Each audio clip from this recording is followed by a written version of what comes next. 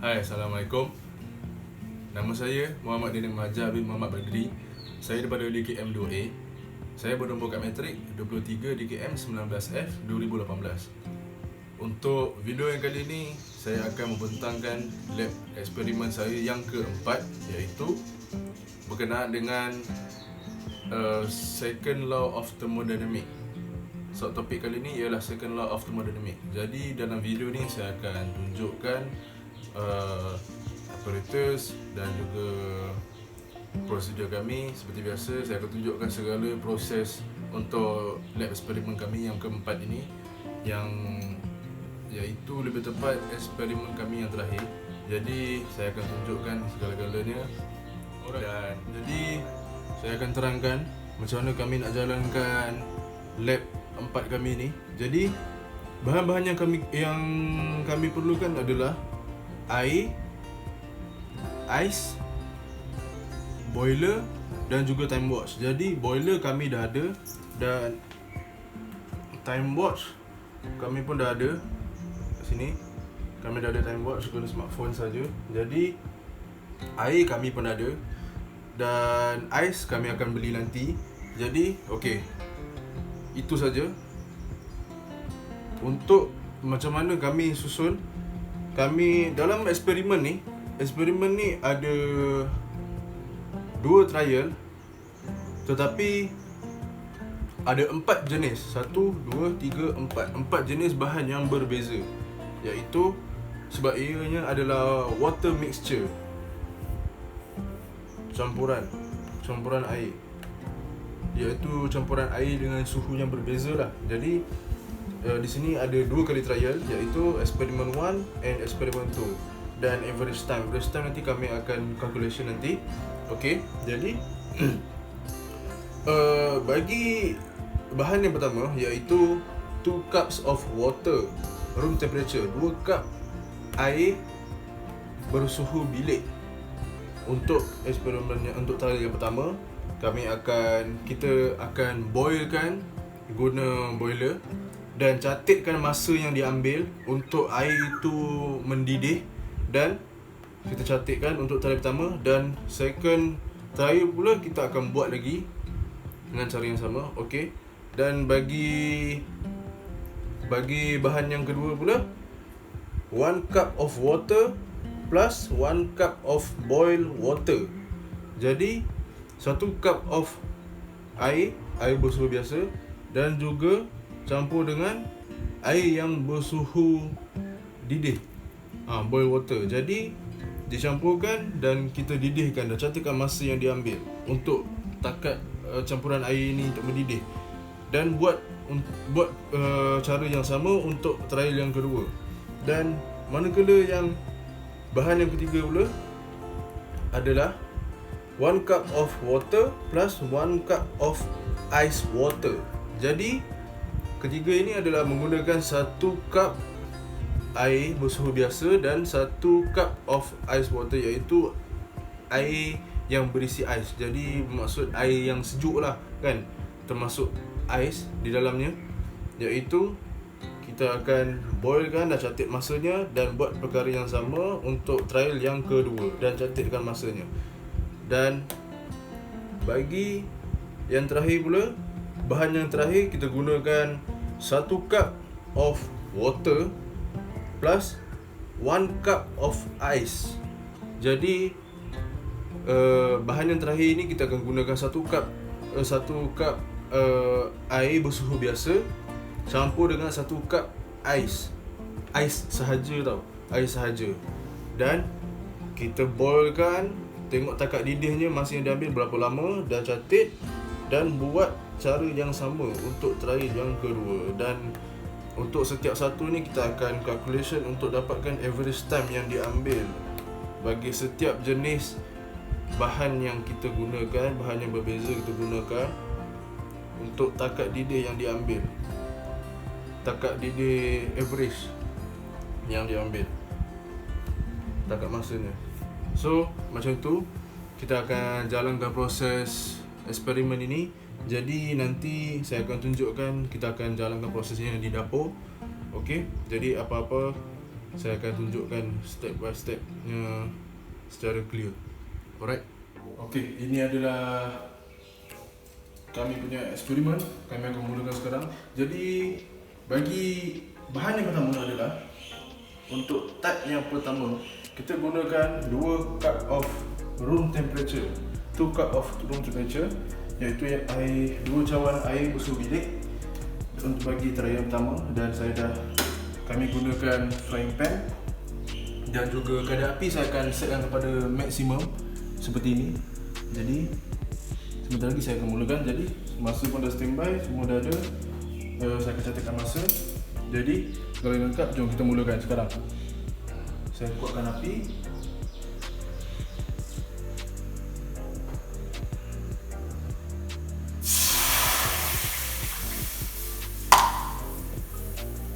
Okey. Masa sedang berjalan. Kita dah dapatkan takat lidihnya. Dan di situ masa yang diambil bermula daripada saya tekan butang stopwatch tadi.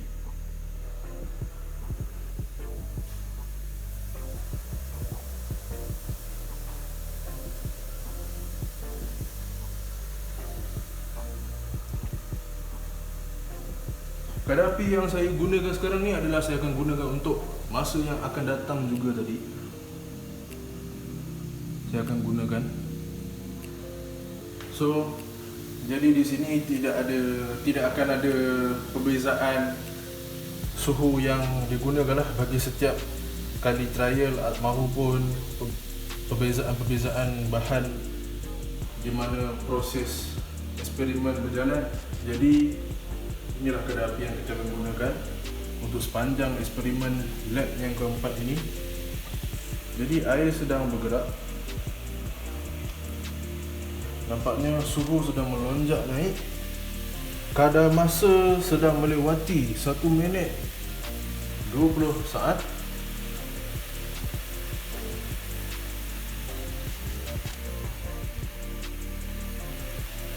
Nampaknya air telah pun mendidih. Jadi masa yang diambil adalah 1 minit 32 saat. Okey, jadi beginilah proses yang kami akan jalankan. Jadi seterusnya saya akan mulakan dengan trial yang kedua, iaitu bahan yang sama. Sebab setiap satu bahan mempunyai 2 kali trial. Jadi seterusnya kita akan bersambung dengan trial yang kedua. Okey, ini adalah trial yang kedua. Seperti biasa, saya akan guna bahan-bahan yang sama. Bahan-bahan yang sama saya gunakan 2 cup of room temperature water, dan juga ni dan buku saya simpan. Dan kadar api pun guna kadar api yang sama. Jadi jom kita mulakan. Jom.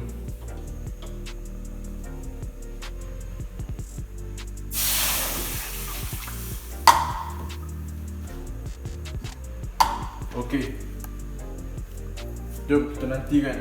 Jadi seperti biasa, tadi kita dapatkan first trial. First trial tadi kita dapat 1 minit 32 saat. Dan kita nantikan untuk masa yang diambil seterusnya. Jadi seperti semua boleh lihat, apinya agak memberangsangkan.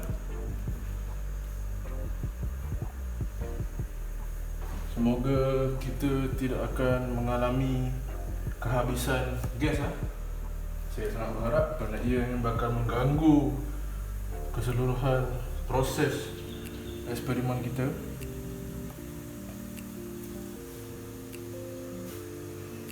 Masa sedang melewati saat ke-50.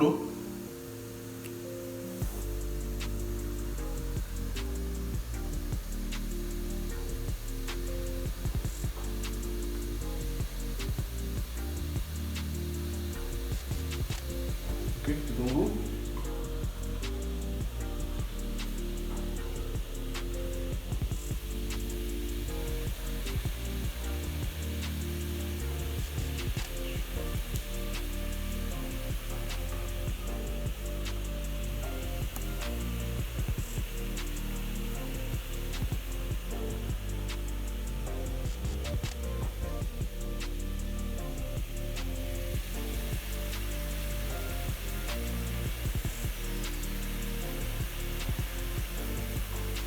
nampaknya air telah mendidih.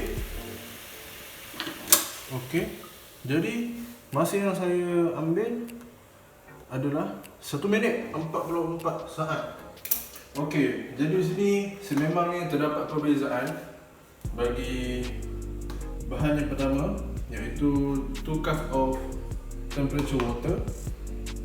Perbezaannya bagi trial yang pertama dan trial yang kedua. Jadi seterusnya kita akan mula dengan bahan yang kedua, iaitu 1 cup of room temperature water and 1 boil of water. 1 of boil water, air yang panas. Jadi sekian, sekejap lagi kita akan mulakan. Alright, jadi di sini adalah bahan yang kedua, iaitu di mana ianya terdiri daripada 1 cup of air panas dan 1 cup of room temperature water. Jadi kita akan mulakan seperti biasa saya katakan tadi, iaitu kita ada first trial and second trial. Jadi di sini kita akan mulakan. Jom, saya akan gunakan kadar api yang sama. So seperti biasa, iaitu kadar maksimum. Jadi saya akan isi air panas dulu, terlalu panas, dan juga room temperature water. Okey, so masa pun dah mula berjalan. Jom kita nantikan.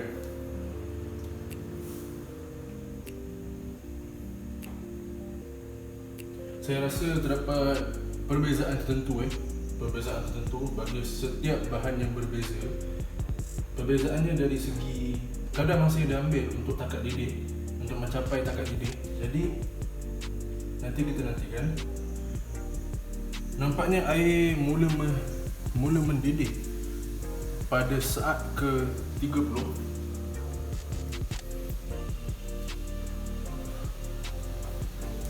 Jadi nampaknya dah nampak buih-buih telah mula naik.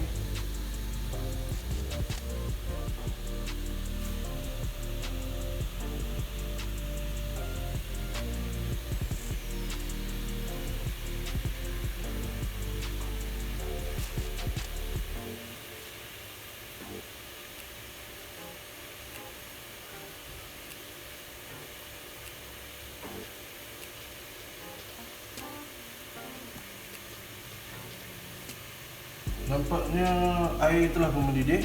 Jadi kadar masa yang diambil adalah 1 minit 19 saat. Okey, 1 minit 19 saat. Jadi ini adalah trial yang pertama. Jadi seterusnya kita akan mulakan dengan trial kedua pula. Alright. Okey, jadi ini adalah trial yang kedua. Seperti biasa, kita masih di bahan yang kedua, iaitu air panas dan juga air bersuhu bilik. Ianya pada sukatan setiap 1 cup. Jadi jom kita mulakan. Jom. Api saya set kepada maksimum. Seperti tadi, saya isi air panas dan saya isi room temperature water. Saya set masa. Alright.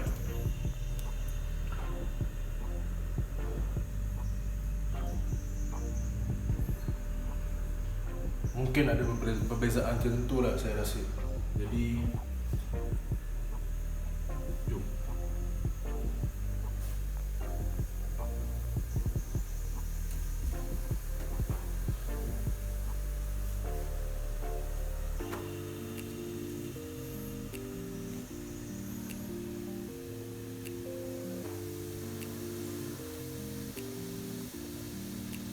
Nampaknya uap telah mula naik di saat ke-40.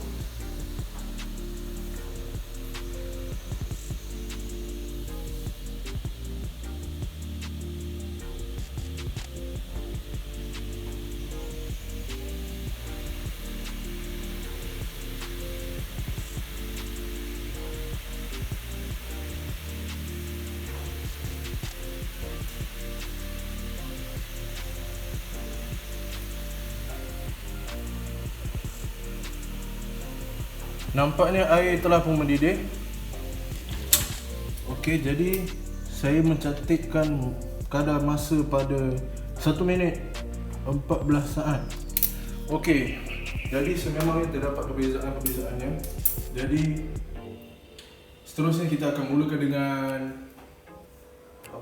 Kita akan mulakan dengan bahan yang ketiga, iaitu bahannya terdiri daripada 1 cup of ice water and 1 cup of room temperature water. Ice water ni iaitu air sejuk yang terdapat ais. Jadi maka suhunya sejuk. Jadi mungkin kadar masa yang diambil adalah lebih lama. Jadi jom kita mulakan. Alright, ini adalah untuk bahan yang ketiga kami, yang mana ianya terdiri daripada ice water, nampak ice water, dan juga 1 room temperature of water.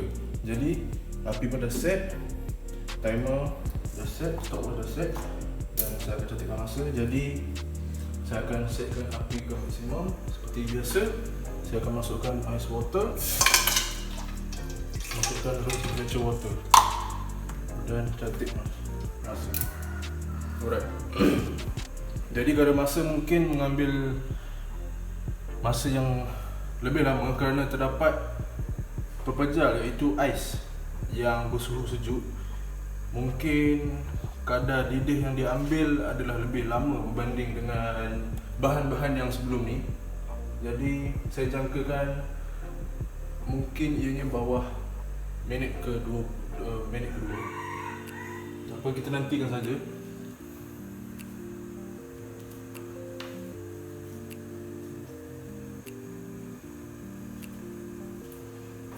Nampaknya masa telah melewati saat ke-40.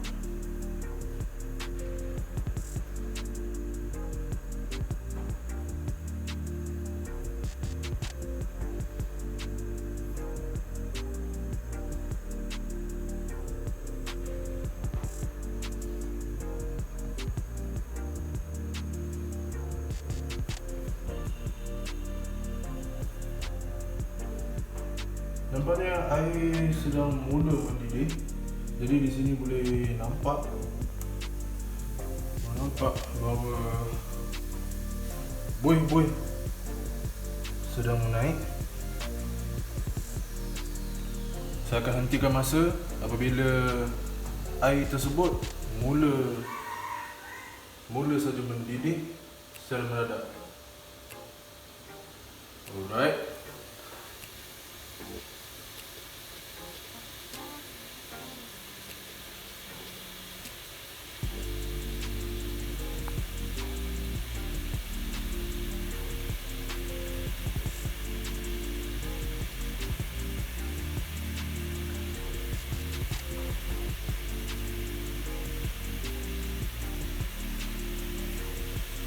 Okey, jadi saya rasa jangkaan saya boleh set. Okey, saya mencatatkan masa pendidihan pada minit kedua 9 saat bagi trial yang pertama untuk bahan yang ketiga ini. Okey, seterusnya saya akan mulakan dengan trial yang kedua dan modus operandi yang sama. Alright, jadi ini adalah second trial untuk bahan yang tadi, bahan yang ketiga tadi. Jadi jom kita start. Sekarang semuanya dah standby. Api pun saya akan kuatkan sekarang. Alright, saya masukkan ais, saya masukkan room temperature water, dan saya set masa. Alright. Okey.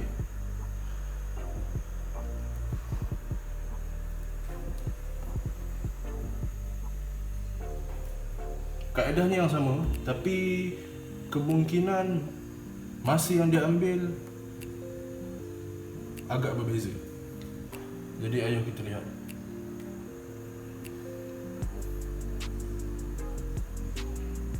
Nampaknya pepejal ais telah pun cair, dan saya merasakan bahawa air di dalam pan ini pun telah suhunya telah mula menaik.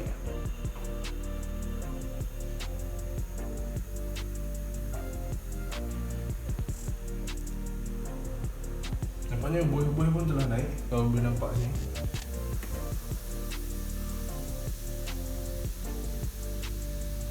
Nampaknya masa telah mencatik 1 minit 12 saat.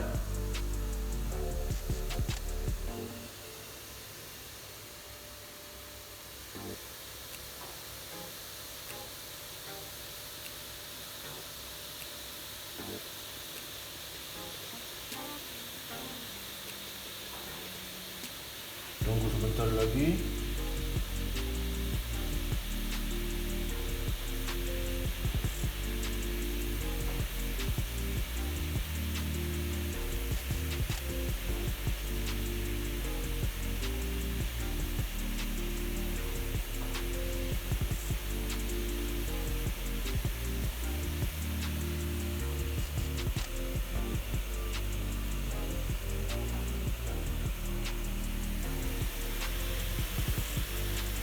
Nampaknya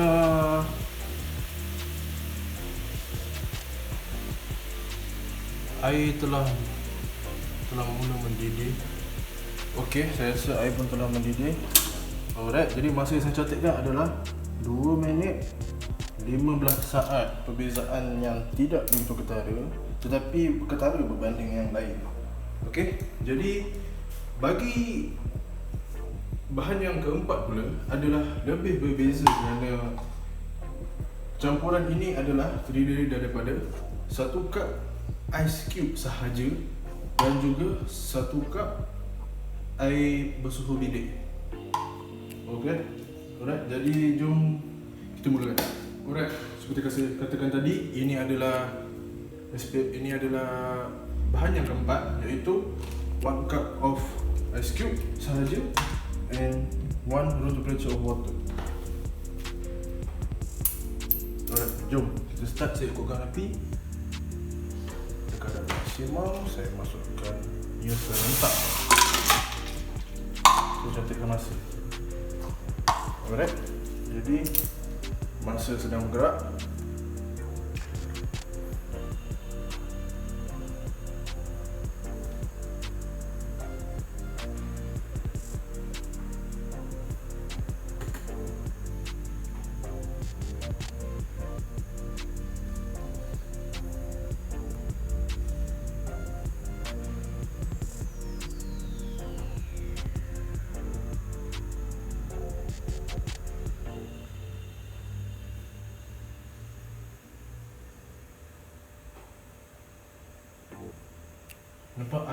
Nampaknya ais telah pun cair sepenuhnya.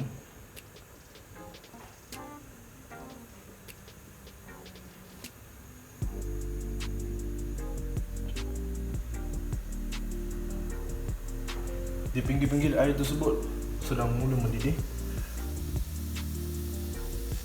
Kita boleh lihat.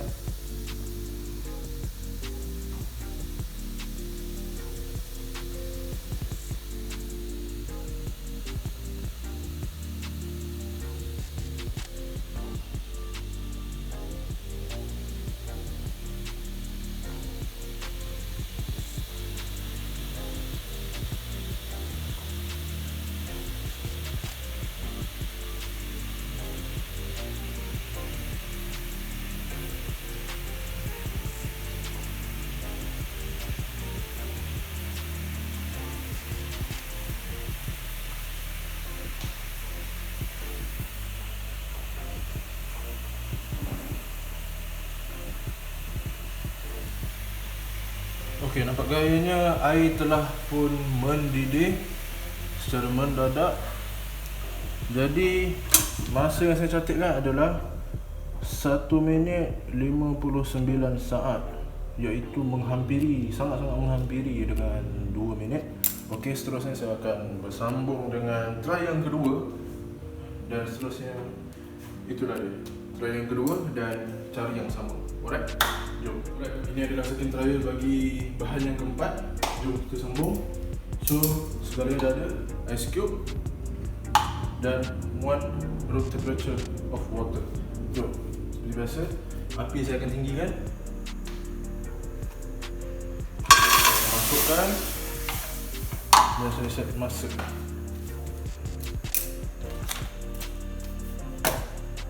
Jadi kita tengok perbezaan masa yang bakal dicatat sebentar lagi.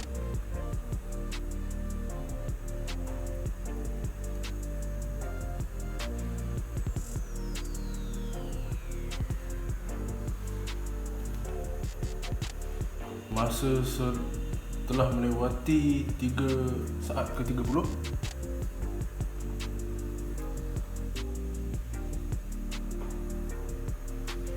api yang kami gunakan, yang kita gunakan di sini adalah suhu yang sama.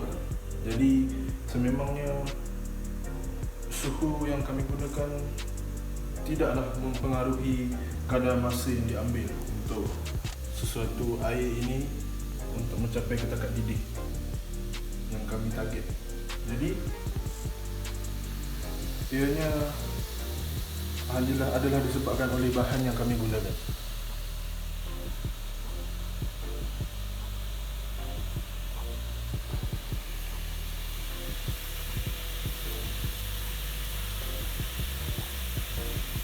Nampaknya air sedang mula mendidih.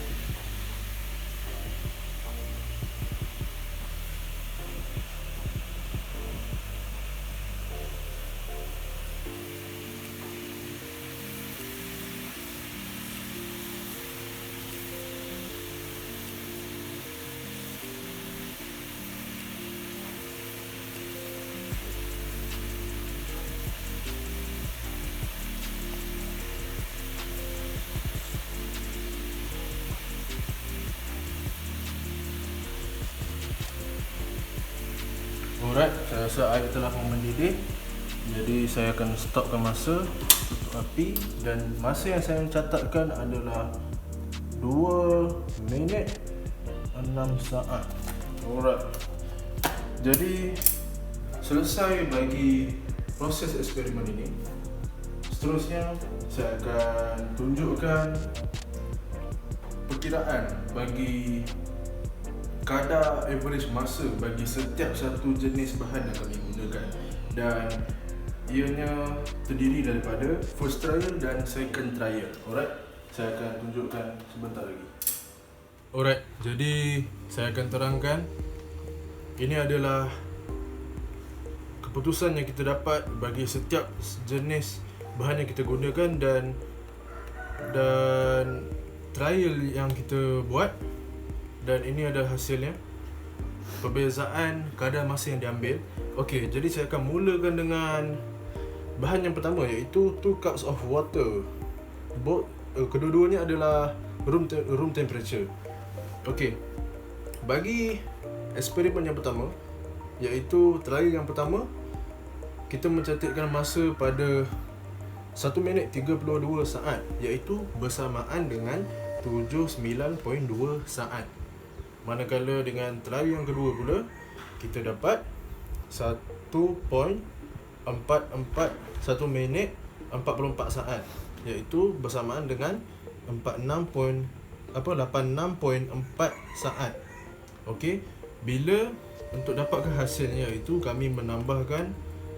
saya menambahkan kedua-duanya, jumlah ini, masa ini saya tambahkan dan saya bagi 2.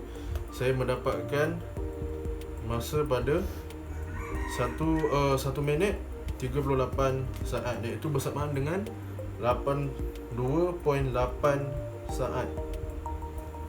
Jadi begitu juga dengan bahan yang kedua. Bahan yang kedua seterusnya, 1 cup of water tambah 1 cup of boil water, iaitu 1 air bersuhu bilik dicampurkan dengan 1 cup air bersuhu panas. Dan ini untuk result trial pertama. Trial pertama saya dapat 1 minit 19 saat bersamaan dengan 71.4 saat. Manakala untuk trial yang kedua, saya mencatat masa pada 1 minit 14 saat, iaitu bersamaan dengan 68.4 saat. Dan average time-nya adalah 1 minit 165 saat dan bersamaan dengan 69.9 saat. Okey, seterusnya pula bagi bahan yang ketiga, iaitu 1 cup of water, iaitu bersuhu bilik dicampur dengan cup of ice water, iaitu air yang berisi ais. Jadi orang panggil ais kosong lah kan. Okey. Jadi trial pertamanya saya dapat 2 minit 9 saat, iaitu bersamaan dengan 125.4 saat. Manakala trial keduanya adalah 2 minit 15 saat, bersamaan dengan 129 saat. Jadi keputusan average-nya adalah 2 minit 12 saat bersamaan dengan 127.2 saat. Okey. Dan yang terakhir adalah bahannya adalah 1 cup of water bersuhu bilik dicampur dengan 1 cup of ice, iaitu ais sahaja. Ais sahaja. Tiada cecair lain melainkan 1 cup of water yang bersuhu bilik ini. Okey, itu saja. Jadi trial yang pertama saya mencantikkan masa pada 1 minit 59 saat bersamaan dengan 95.4 saat. Dan manakala trial yang kedua, saya mencatat masa pada 2 minit 6 saat, iaitu bersamaan dengan 123.6 saat. Dan keputusan average-nya adalah 1 minit 825 saat bersama dengan 109.5 saat. Okey. Di sini adalah keseluruhan keputusannya. Okey. Jadi sebentar lagi saya akan terangkan sedikit sebanyak, iaitu antaranya adalah soalan-soalan yang kebiasaan menjadi persoalan dalam topik second law of thermodynamics ini. Alright. Okay, di sini ada sedikit penerangan bagi second law of thermodynamics berdasarkan kefahaman saya. Second law of thermodynamics ini merupakan gambaran kecenderungan menurut masa, perbezaan pada suhu, tekanan dan keseimbangan bagi sesuatu potensi kimia dalam sistem fizikal yang terasing. Jadi dari keadaan keseimbangan ini, thermodinamik hukumnya ini menyimpul bahawa prinsip peningkatan entropi dan menjelaskan fenomena tak boleh undur pada alam semula jadi. Jadi hukum kedua mengisytiharkan, second law of thermodynamics ini mengisytiharkan ianya adalah mustahil bagi sesuatu mesin untuk menjana tenaga yang boleh dari tenaga dalaman mewah ataupun tenaga dalaman yang luar daripada sangkaan melalui proses pergerakan yang tetap. Bagi second law of thermodynamics ini, di sini ada sedikit penerangan untuk menjawab soalan-soalan yang kebiasaannya berlaku. Jadi di sini soalan yang pertama adalah, why does it take longer to boil the water if low temperature water is added? So di sini itu merujuk kepada bahan kami yang ketiga, yang di mana bahannya terdiri daripada air room temperature, 1 cup of room temperature, dan satu lagi adalah 1 cup of ice water. Jadi di sini ianya disebabkan kenapa masa yang diambil adalah lebih panjang, kerana molekul air yang bersuhu rendah, iaitu lebih tepat bersuhu sejuk lah kan, ianya molekulnya, zarah-zarahnya bergerak lebih perlahan dengan berbanding dengan air panas. Air panas pergerakannya lebih pantas. Walau bagaimana sekalipun, apabila campuran air tersebut telah mencapai hingga ke 100 darjah Celsius, air tersebut akan mendidih. Jadi apa-apa pun air sejuk ke ice cube ke, ia tetap akan mendidih, tetapi perbezaan ianya akan menyebabkan masa yang diambil untuk takat didih lebih lama. Okey. Jadi seterusnya soalan kedua, which of the assumption of the second law of thermodynamics can best explain the result of this experiment? Jadi di sini agakan yang paling tepat untuk eksperimen ini adalah, walau bagaimanapun apa-apa objek yang panas bila bersentuhan dengan objek yang sejuk, haba akan berpindah daripada objek tersebut ke jasad yang ke objek yang bersuhu sejuk itu. Jadi seperti biasa kan, kenapa orang dulu masak nasinya jangan masak nasi kat perut belanga kan. Masak nasi kat perut belanga, nasinya jangan letak di lantai sebab takut basi. Ianya sebab apa? Ianya bila nasi tu panas dan kena lantai sejuk. Bila kena lantai yang sejuk tu yang akan menyebabkan nasi tu basi. Jadi bila dah terlalu lama, lantai tu haba memang akan berpindah daripada periuk belanga tersebut ke lantai yang sejuk tu. Tapi walau pada masa yang lama, ianya akan menyebabkan haba itu lama-lama hilang dan sejurus akan menyebabkan periuk belanga tersebut sejuk. Okey? Harap mudah faham. Dan seterusnya, soalan ketiga, how can we apply the learning from this experiment in our daily life? Jadi di sini untuk kehidupan harian, untuk diaplikasikan dalam kehidupan harian, seperti kita bancuh kopi dan kita masak air. Bila kita dah masak air, so berdasarkan eksperimen ni kita tahulah kan, masak air guna air apa untuk mencapai takat didih yang jangka masa yang lebih pendek. Takkan nak masak air dengan masa lama kan, betul tak? Takkan nak guna air sejuk untuk masak air, takkan macam tu, betul tak? Jadi kita gunakan air yang bersuhu bilik lah kan, bersuhu biasa.